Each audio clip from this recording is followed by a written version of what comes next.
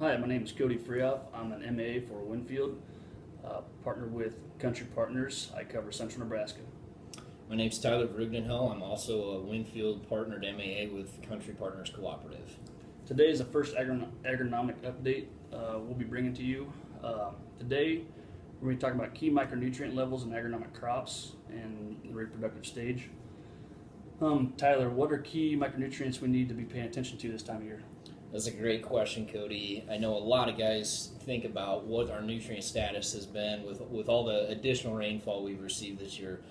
Really, the key micronutrients we need to be focused on during reproductive stages are zinc, boron, manganese, and that's only a few just off the top of my head.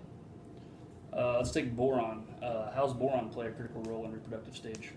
Well, that's a great question as well. So, really, when we think about the area that we cover, boron is going to be critical in three crops: so corn, soybeans, and alfalfa. So, really, let's just start off with corn, right? We're coming up on pollination, and we're wondering what the nutrient status is. So, the first real step in taking taking a look at the nutritional status of a crop is really to take that tissue sample.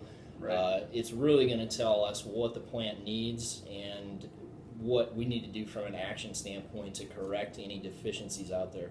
So a few things that boron really helps us with when we come around that pollination time in corn is really nitrogen metabolism, cell division, but even more increasingly demanding or increasingly important is an increase in pollen number, better pollen viability, and pollen tube elongation. So that's really going to help us from the standpoint of pollination and making sure that crop is really structurally and functionally ready to go into that reproductive stage. Great.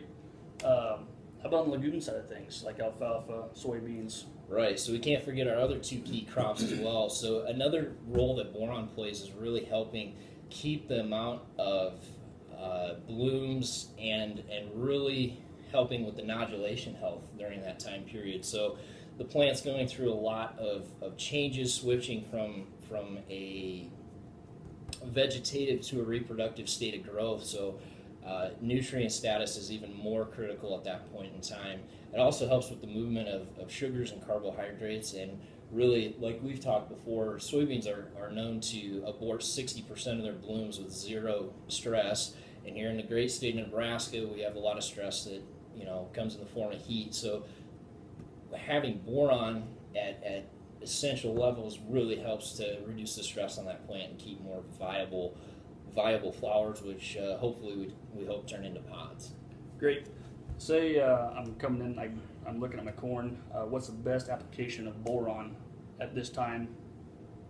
Pivot application, foliar, what are we looking at? Great question. So when we think about boron, typically on earlier stages, in the vegetative stages, typically around V4 to V6 time frame, we like to see a max in boron application at a pint.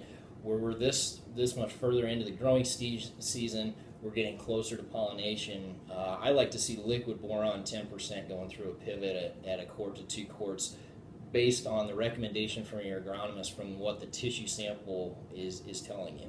And that can be put in with fertilizer, no compatibility issues, correct? No compatibility Great. issues whatsoever. Great. What about like on the soybean side? What are we looking at?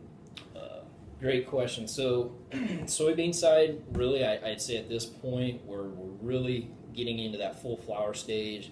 I'd like to see a guy go in with a max in boron like we talked before in the corn at a pint. Now, another thing that we talked about is what that tissue sample will tell us. We talked earlier in the video about some other key micronutrients. So, Cody, what if we're low in zinc or manganese? Then I'd like to see us go with a zinc, manganese, boron, a max in ZMB application at whatever the tissue sample is really recommending us at that point. Great. So key takeaways are make sure we take a tissue sample and go off recommendations on there and talk to your country partners, local agronomist, and get something made. Absolutely. It's critical to take that initial tissue sample that's going to tell us what that plant needs and how we can correct it. So great. We really appreciate you tuning in for this first agronomic update. We've had a good time doing it, and we hope you tune in next week for your next Country Partners agronomic update. If you have any questions on any of the topics that we have presented, talk to us directly or consult your Country Partners agronomist. Thank you.